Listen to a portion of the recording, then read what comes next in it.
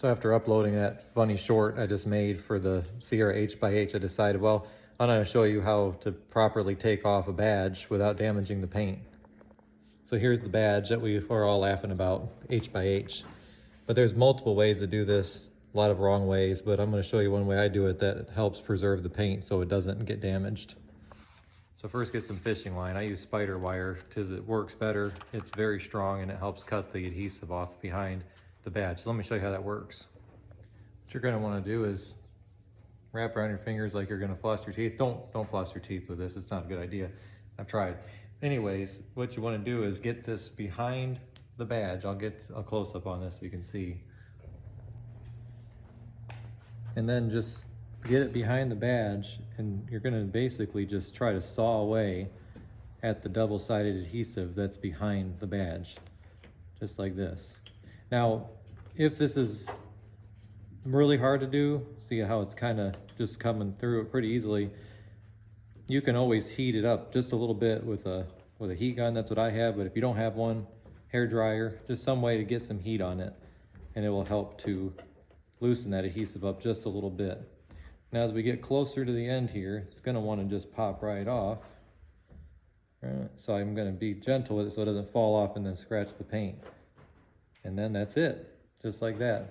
Now let me show you how to get the rest of that adhesive off the car without damaging it. Okay, the first thing you're going to want to do is make sure there's nothing on here like sand or grit or anything. You can use a blowgun, a towel, whatever. Just make sure it doesn't have anything on it. Now what I like to use is this 3M eraser wheel. Now you can use the cheaper ones if you don't do this every day, but this is basically as easy as it is to get this off.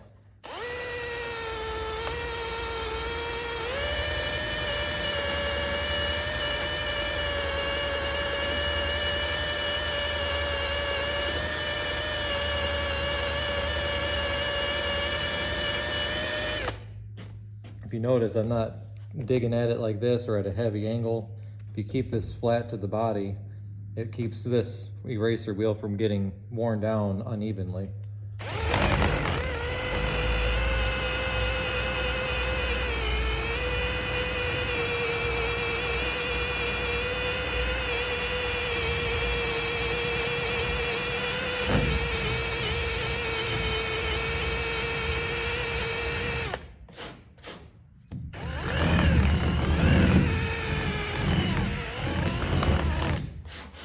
Now you may be thinking that's got to be scratching the paint, right?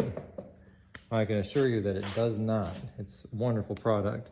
Now the next thing you want to do is get some kind of prep solvent or wax and grease remover, denatured alcohol, and that'll help take off the little bits of glue, adhesive, or the rubber from the wheel.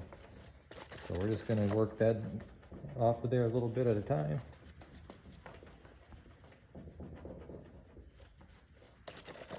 Wax and grease remover does work the best, but if you don't have that, again, denatured alcohol, even rubbing alcohol will do it. It'll just take a lot longer.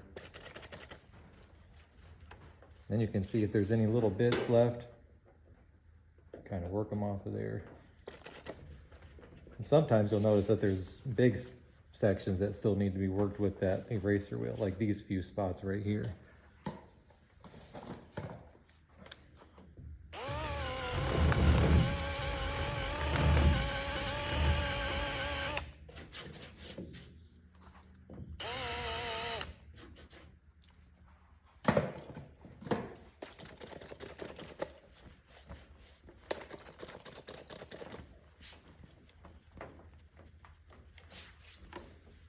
And there we have it. Now because this was on upside down and on there for a long time, I'm going to have to buff this section so that there's not shiny spots where it was sitting there previously. Now I'm going to use to buff on this section right here just something mild, a little foam pad and some 3M extra cut compound. Let's see if we can get this out of there.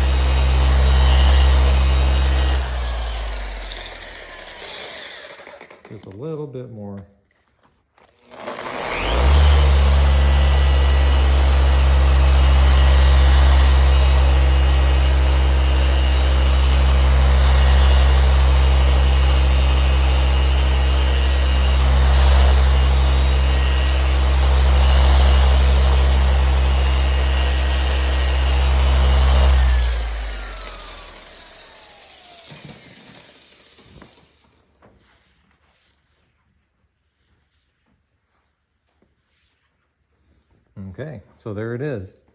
Now what I'll do is get some denatured alcohol and I'll spray that section down where I just buffed. So that way when I reapply this, it sticks good to the paint job. So there's no oils or any residue left behind from the buffing.